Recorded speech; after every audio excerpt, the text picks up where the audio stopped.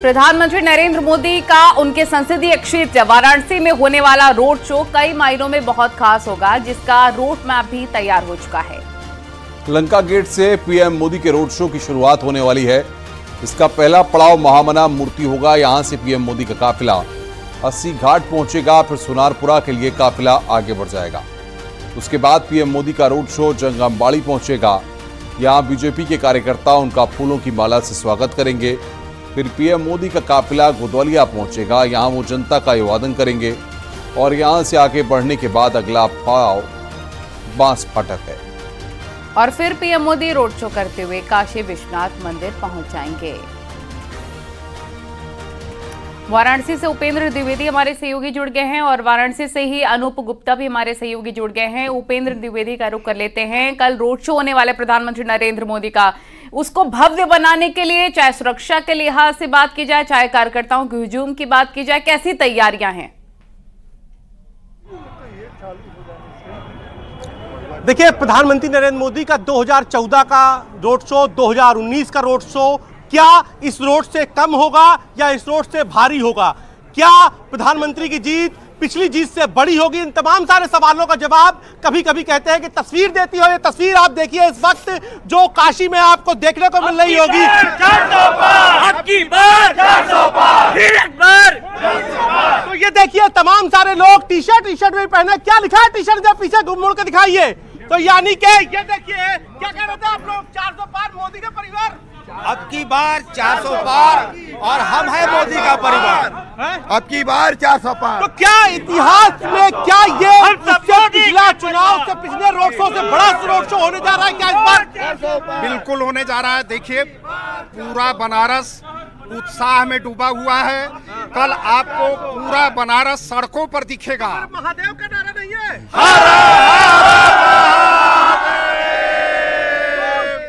मैं आपको बता दूं कि प्रधानमंत्री नरेंद्र मोदी का रोड शो ही नहीं ऐतिहासिक होगा, बल्कि जो नॉमिनेशन है उस पर 1.5 दर्जन से ज्यादा चीफ मिनिस्टर होंगे, उत्तर प्रदेश सरकार के सभी प्रमुख मंत्री होंगे, केंद्र सरकार के कैबिनेट के सभी प्रमुख मंत्री होंगे और ये सब कुछ आम हो जाएगा इन आम कार्यकर्ताओं के सामने, सारे चीफ मिनिस्टर। क्योंकि लघु भारत देखने को मिलेगा आपको और बहुत भव्य मोदी जी का रोड शो होगा। कल एक उत्सव जैसा माहौल, पर्व जैसा माहौल बनेगा। आपको बता दे कि कहीं नहीं है, कोई कहीं नहीं है। हमें अपने मोदी जी का कल ऋण चुकाने का समय आ गया है। आप लोग तैयारी कर रहे हैं इस बार? कम से कम 10 लाख। अच्छा, 10 लाख हो। विपक्ष को आप लोग, विपक्ष भी तो है। बिल्कुल है। लोग यहाँ प्रधानमंत्री चुनने के लिए उत्साहित है, न कि सांसद। बनारस प्रधानमंत्री, देखिए कुछ नारे यहाँ पर लग रहे हैं। ये देखिए, मैं तस्वीर मोदी की गारंटी है, मोदी की गारंटी है।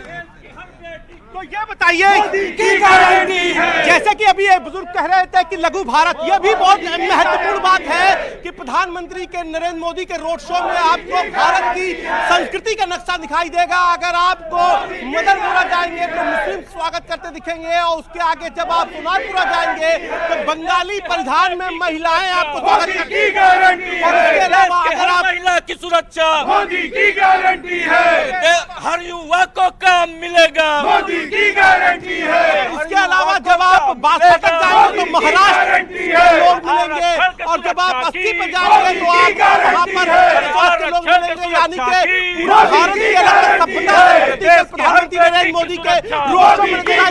पहले देश के हर बेटी की सुरक्षा मोदी की गारंटी है। देश के हर महिला। बिल्कुल उपेंद्र, हम आएंगे आपके पास। अनूप गुप्ता अस्सी घाट पे मौजूद है, उनके साथ भी तमाम लोग हैं। अनूप, वहां का नजारा अद्भुत है जाहिर तौर पर, लेकिन कल जिस तरीके से प्रधानमंत्री का कार्यक्रम है और उसके बाद फिर नॉमिनेशन का भी कार्यक्रम रखा गया है, तो बताइए जरा किस तरीके की तैयारियां हैं और कौन कौन से लोग वहां पर पहुंच रहे हैं? देखिए अनुपम, आपको सबसे पहले बता दूं कि 14 तारीख को प्रधानमंत्री नरेंद्र मोदी का नामांकन होगा और 80 घाट वो सबसे पहले पहुंचेंगे। सीधी तस्वीरें, एक्सक्लूसिव कह सकते हैं कि आपको दिखाते हैं उस वोट का जिस पर वो प्रधानमंत्री नरेंद्र मोदी सुबह आएंगे। यहाँ पर अभी सुरक्षा जांच उस बोर्ड का पूरा किया जा रहा है और यहाँ से शुरुआत करेंगे और उसके बाद वो काल भैरव मंदिर जाएंगे। लेकिन आपको बता दूं कि यहाँ ये चूंकि अस्सी घाट है, देश के तमाम जगहों से लोग आते हैं, लेकिन कुछ लोग यहाँ मौजूद हैं जो मतदान के लिए जागरूक कर रहे हैं। ये अपने आप में बड़ी बात है। ये बताइए कि क्या कहेंगे, क्योंकि जिस तरीके से चुनाव हो रहे हैं, मतदान प्रतिशत कम हो रहा है, क्या कहेंगे? देखिए, इसलिए मतदान प्रति एक तो गर्मी तो है ही है, दूसरा लोगों को समझ आ रहा है कि हम घर से निकले हैं तो एलीट लोग बिल्कुल नहीं निकलते हैं जल्दी। एलीट लोग निकलते ही नहीं है, जो गरीब है वो है, उनको अपनी बेरोजगारी समझ रहे थे, वही लोग निकल रहे हैं, इसीलिए मतदान प्रतिशत कम हो रहा है। और अच्छा, ये बताइए कि जिस शहर में है यहाँ से सांसद हैं प्रधानमंत्री नरेंद्र मोदी, कितना बदलाव आप पिछले 10 सालों में आप देखते? देखिए, बदलाव तो ये हुआ है। पहले क्या था कि हमारे यहाँ सड़कें बहुत पतली हुआ करती, चौड़ी कम थी, सफाइयाँ कम थी। ये जो हमारा काशी विश्वनाथ का मंदिर था वो काफ़ी कंजेस्टेड था, इसको काफ़ी ये किया है। और जो रोपवे का काम करने जा रहे हैं, इससे क्या है कि शहर का जो ट्रैफिक है उसको भी काफ़ी कंट्रोल करने में मदद मिलेगी।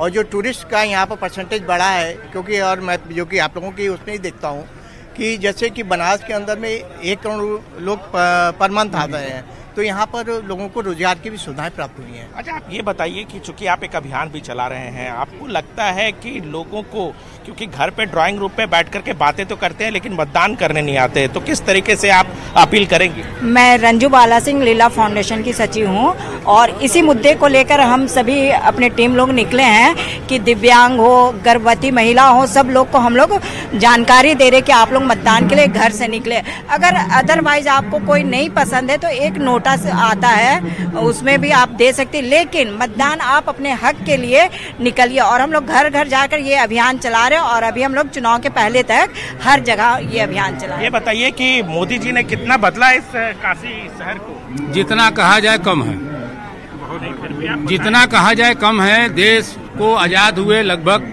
75 साल के आसपास हो रहा, 72 साल के आसपास। इतना किसी प्रधानमंत्री ने ये हमारे काशी शहर को न ध्यान दिया, न इतना बदलाव किया, और आगे भी उम्मीद है कि बहुत बदलाव होंगे।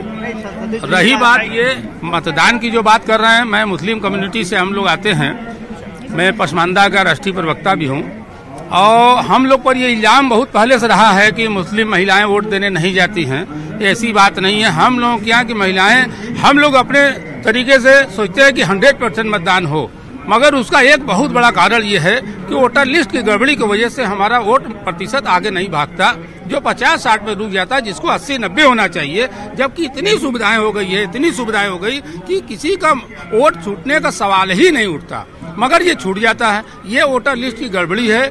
बीएलओ जो है ध्यान नहीं देती, या तो वोटर लिस्ट में हम लोग का आधार कार्ड से लिंक नाम सेम नहीं है, ये होता है। अच्छा, ये बताइए कि तीसरी बार प्रधानमंत्री नरेंद्र मोदी यहाँ से नॉमिनेशन फाइल कर रहे हैं, क्या कहेंगे? फिर से वो चुनाव जीत रहे हैं, काशी की जनता क्या सोच रही है?